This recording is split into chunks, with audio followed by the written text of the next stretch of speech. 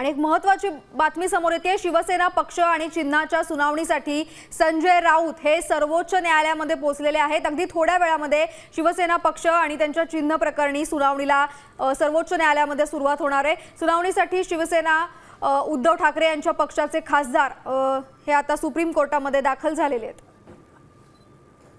या संदर्भात अधिक माहिती घेऊया आमचे प्रतिनिधी गिरीश कांबळे यांच्याकडून। गिरीश, आता थोड्याच वेळामध्ये सुनावणीला सुरुवात होणार आहे।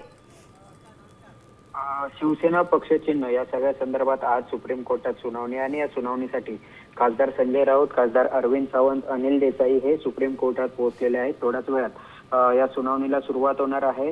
सरन्यायाधीश सूर्यकांत, न्यायमूर्ती जयमला बागची आणि व्ही मोहना यांच्या विशेष खंडपीठासमोर आजची सुनावणी पार पडणार। तर आजच्या सुनावणीत निर्णय लागणार का हे पाहणं महत्त्वाचं असणार आहे। मात्र या सगळ्या सुनावणीकडे साऱ्यांचं लक्ष असताना शिवसेना ठाकरेंच्या खासदार आहेत ते आता सुप्रीम कोर्टात पोहोचलेले आहेत।